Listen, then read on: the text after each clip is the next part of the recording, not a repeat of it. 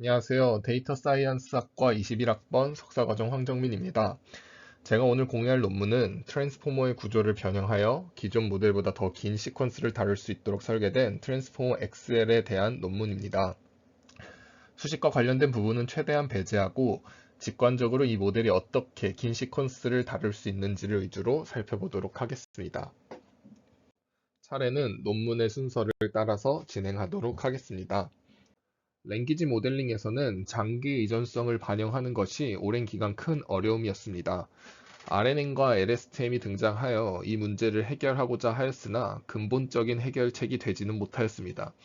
이후 트랜스포머가 등장하여 기존에 비해 큰 성능 향상을 이루었지만 고정된 길이의 세그먼트를 사용하였기 때문에 서로 다른 세그먼트 간의 정보가 흐르지 못한다는 한계점을 가졌고, 저자들은 이것을 Context Fragmentation Problem이라고 명명하였습니다. 본 논문에서 제안하는 트랜스포머 XL은 Recurrence 메커니즘과 Relative Positional Encoding을 사용하여 이 문제를 해결하고자 하였습니다. 그리고 이러한 기법들을 적용하여 트랜스포머 XL은 캐릭터 레벨과 워드 레벨 랭귀지 모델링에서 RNN의 성능을 뛰어넘은 최초의 모델이 되었습니다. 기존의 언어 모델링은 주어진 문맥을 바탕으로 다음 시점에 출력될 단어들의 확률 분포를 추정하는 것이었습니다. 이때 t번째 단어까지의 문맥을 고려하여 다음 시점에 등장할 확률이 가장 높은 단어가 다음 시점의 출력으로 사용되었습니다. 하지만 트랜스포머나 셀프 어텐션을 랭귀지 모델링에 적용하기 위해서는 임의의 길이를 가진 문맥을 고정된 크기의 레프리젠테이션 벡터로 표현하는 것이 중요합니다.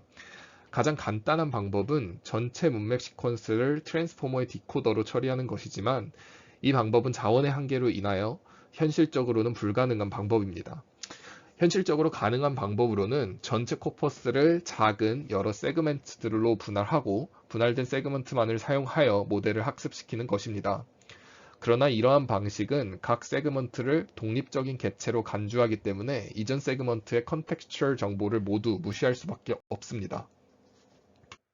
한편 긴 시퀀스를 세그먼트로 분할하여 모델을 학습시키는 방법도 결국에는 고정된 길이의 컨텍스트를 사용하는 것에 지나지 않습니다. 그리고 이렇게 고정된 길이의 컨텍스트를 사용하는 것에는 크게 두 가지 한계점이 존재합니다.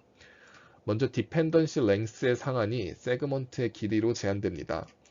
실제로 캐릭터 레벨 랭귀지 모델링에서는 이것이 수백 글자 내외로 제한된다고 합니다.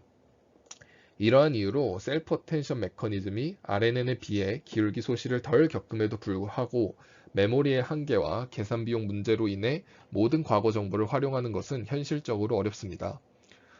다음으로 세그먼트 간의 연속적인 정보를 상실하기 때문에 전체적인 문맥의 흐름이 세그먼트 간에 전달되기 어렵습니다.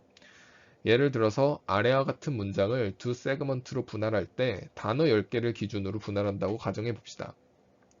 이렇게 분할된 세그먼트들은 서로 독립적인 객체로 인식되어 전체적인 문맥을 이해하기 어려운 문제, 즉 Context Fragmentation Problem이 발생하게 됩니다. 이외에도 바닐라 트랜스포머 랭귀지 모델은 이밸류에이션 과정에서 매우 비효율적이라는 한계점을 가지고 있습니다. 왜냐하면 바닐라 모델은 마지막 위치에서만 예측을 한 번 수행하고 다음 단계에서는 세그먼트를 오른쪽으로 한 번 이동시키고 새로운 세그먼트를 처음부터 전부 처리하기 때문입니다. 즉, 새로운 정보를 예측할 때마다 지금까지 학습한 모든 정보를 처음부터 다시 처리하게 됩니다. 이 현상을 간단하게 비유하자면 책을 읽는데 페이지를 넘길 때마다 이전 페이지의 내용을 완전히 잊어버려서 내용을 기억해내기 위해서는 매번 처음부터 현재 페이지까지 다시 읽는 것입니다. 굉장히 비효율적인 방법입니다. 앞서 언급한 Fixed Length Context를 사용하는 한계점들을 해결하기 위해서 저자들은 크게 두 가지 방법을 제안하였고, 그중 첫 번째가 바로 Recurrence Mechanism입니다. 이름에서도 알 수 있듯이 리커런스 메커니즘은 각 세그먼트를 처리하면서 생성된 히든 스테이트를 기억하고 이를 다음 세그먼트에서 재사용하게 됩니다. 이전 시점에서 정보를 계속해서 반영할 수 있어 컨텍스트 프래그멘테이션 프로블럼을 해결함과 동시에 계산적인 측면에서 매우 효율적임을 알 수 있습니다. 이전 시점의 정보를 재사용한다는 리커런스 메커니즘은 굉장히 매력적인 아이디어지만 이전 시점의 히든 스테이트를 재사용하기 위해서는 리커런스 메커니즘만으로는 부족합니다. 왜냐하면 긴 시퀀스를 여러 세그먼트로 나누어서 처리할 때 각 세그먼트 간의 위치 정보를 일관적으로 유지하기 어렵기 때문입니다. Absolute Positional Encoding은 입력 시퀀스에서 각 요소들의 고유한 위치 정보를 부여하여 모델이 이해할 수 있도록 돕습니다. 하지만 Recurrence 메커니즘에서 Absolute Positional Encoding을 사용하는 경우에는 각 세그먼트의 시작이 항상 0으로 간주되기 때문에 세그먼트 간의 연속적인 위치 정보가 손실되게 됩니다. 즉, Absolute Positional Encoding을 사용하는 경우 서로 다른 세그먼트임에도 불구하고 동일한 위치에 있는 단어는 동일한 Positional Encoding 값을 가지게 됩니다. 따라서 저자들은 각 단어쌍 사이의 상대적인 거리를 모델에게 알려주는 Relative Positional Encoding을 제안하였습니다. 이로 인하여 포지셔널 인코딩이 세그먼트를 구분할 수 있음과 동시에 동일한 세그먼트 내에서도 단어들을 구분할 수 있게 하였습니다. 다음으로 트랜스포머 XL의 성능 평가를 위한 실험입니다. 저자들은 트랜스포머 XL의 성능을 평가하기 위해서 워드 레벨과 캐릭터 레벨 랭귀지 모델링에 자주 사용되는 데이터셋 5가지를 사용하였습니다. 위키텍스트 103은 워드 레벨 랭귀지 모델링 벤치마크 중에서 가장 큰 데이터셋입니다. 위키텍스트 103의 문서들은 평균적으로 약 3,600개의 토큰을 포함하고 있습니다. 따라서 위키텍스트 103은 트랜스포머 XL의 장기 이존성을 확인하는 데 적합한 데이터라고 할 수 있습니다. 아래에 있는 표일에 따르면 트랜스포머 XL은 기존의 소타 퍼플렉시티였던 20.5를 18.3으로 감소시키는 것을 확인할 수 있습니다. enwik8은 전처리되지 않은 위키피디아 텍스트입니다. 여기에서 사용된 성능 평가 지표는 언어 모델의 성능을 측정하는 지표 중 하나인 BPC, Bits per Character입니다. BPC는 모델이 생성하는 각 문자에 대해서 평균적으로 비트를 얼마나 사용하는지를 나타내며 낮은 BPC를 가질수록 모델이 데이터를 더 효율적으로 압축하고 예측할 수 있음을 의미합니다. ENIC8에 대해서 기존 모델과 트랜스포머 XL의 성능을 비교한 결과 레이어의 개수를 12개로 제한하였을 때 소타를 달성하는 것을 확인할 수 있었습니다. 또한 기존에는 64개의 레이어를 사용하여 달성한 성능을 트랜스포머 XL을 사용하는 경우에는 12개만의 레이어, 즉 더 적은 파라미터만으로도 달성하는 것을 추가적으로 확인할 수 있었습니다. 텍스트8은 ENIC8과 비슷한 데이터로 1억 개의 문자로 구성된 전처리된 위키피디아 데이터입니다. 모든 문자는 소문자로 변환되었고 공백과 알파벳이 아닌 문자는 제거되었습니다. 텍스트8은 ENIC8과 비슷한 특징의 데이터이므로 ENIC8에서 가장 좋은 성능을 보인 파라미터를 그대로 사용하여 성능을 측정하였습니다. 표 3에 따르면 24개의 레이어를 사용한 트랜스포머 XL이 확연한 차이를 보이며 기존의 소타를 갱신하는 것을 알 수 있습니다. 다음으로 1빌리언 워드는 문장들이 셔플되어 있어 장기 의존성을 보존하지 않는 데이터입니다. 따라서 이 데이터셋으로는 모델들의 단기 의존성을 측정하게 됩니다. 옆에 있는 표 4에 따르면 트랜스포머 XL은 장기 의존성을 처리하기 위해서 고안된 모델임에도 불구하고 단기 의존성 측면에서도 소타를 달성하였습니다. 즉, 트랜스포머 XL은 짧은 시퀀스들을 모델링 하는데도 탁월한 성능을 가지고 있음을 알 수 있습니다. 마지막으로 펜 트리뱅크 데이터에 대해서 트랜스포머 XL의 성능을 측정해 보았습니다. 펜 트리뱅크는 100만 개의 토큰으로 구성된 상대적으로 소규모의 데이터임에도 불구하고 트랜스포머 XL이 소타를 달성하여 트랜스포머 XL이 소규모 데이터에서도 잘 작동하는 것을 알 수 있었습니다. 다음으로 저자들이 제안한 Recurrence 메커니즘과 Relative Positional Encoding의 효과를 검증하기 위해 Ablation 스터디가 수행되었습니다. 먼저 장기 의존성을 해결한 Recurrence 메커니즘의 효과를 검증하기 위해서 문서당 평균 토큰 개수가 많은 위키텍스트 103 데이터가 사용되었습니다. 이때 총 2가지 로스가 사용되었는데요. 풀 로스의 경우 시퀀스의 처음부터 끝까지 모델이 예측한 결과에 대해서 로스를 계산한 것으로 시퀀스의 첫 단어부터 마지막 단어까지 모두를 대상으로 로스를 평가한다는 의미입니다. 반면에 해프 로스의 경우에는 시퀀스의 초반부까지는 로스를 계산하지 않고 후반부에 대해서만 로스를 계산한 것입니다.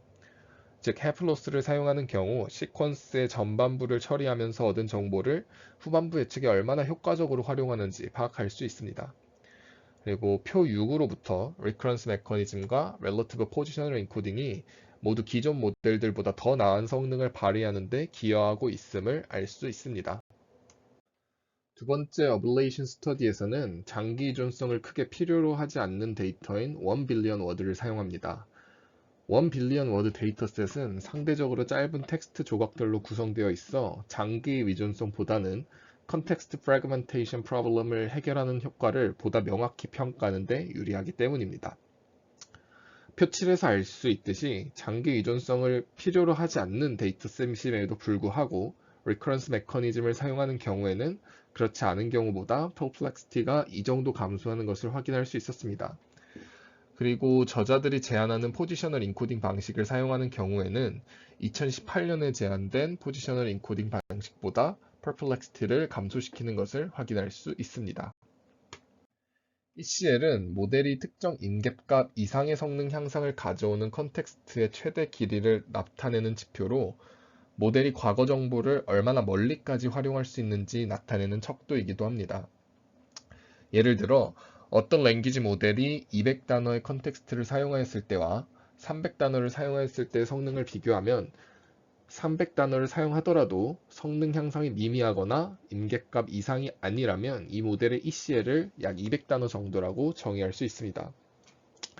하지만 ECL은 모델이 이미 짧은 컨텍스트에서 높은 성능을 달성한 경우 추가적인 컨텍스트 길이 증가로 인한 성능 향상이 상대적으로 작게 나타나는 경우가 많다는 문제점이 있습니다. 또한 ECL은 서로 다른 모델들 간의 성능을 비교하기 어렵다는 한계점이 있습니다. 이러한 ECL의 한계점을 극복하기 위해서 저자들은 RECL이라는 지표를 새롭게 제안하였습니다. RECL은 기존의 ECL과는 달리 성능 포화를 고려한 평가가 가능하며 서로 다른 모델들 간의 컨텍스트 활용 능력을 더욱 공정하게 비교할 수 있다는 장점이 있습니다. RECL을 기준으로 트랜스포머 XL의 성능을 비교한 결과가 표 8에 나타나 있습니다. 이때 감마는 모델이 풀이할 예제의 난이도를 의미하는데요. 따라서 감마 값이 높은 경우 모델이 어려운 문제에 어떻게 작동하는지 평가하고 감마 값이 낮은 경우에는 상대적으로 덜 어려운 문제들에 대해서 모델의 전반적인 성능을 평가합니다. 트랜스포머 XL의 경우 감마 0.1 기준 RNN보다 약 80% 그리고 트랜스포머보다는 약 450% 높은 RECL을 달성하였습니다. 다음으로 트랜스포머 XL을 사용하여 텍스트를 생성한 결과입니다.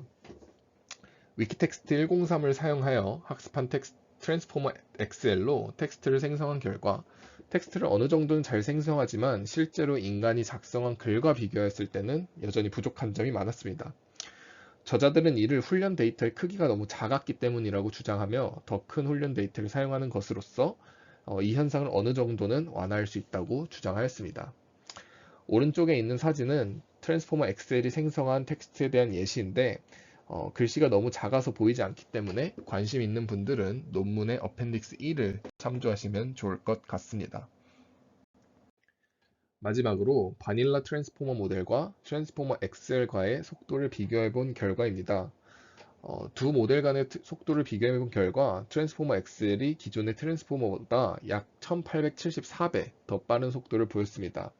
앞서 저자들이 언급한 비효율적인 연산을 계산함으로써 기존의 트랜스포머 모델보다 더 빠른 연산 속도를 보이는 것을 확인할 수 있었습니다.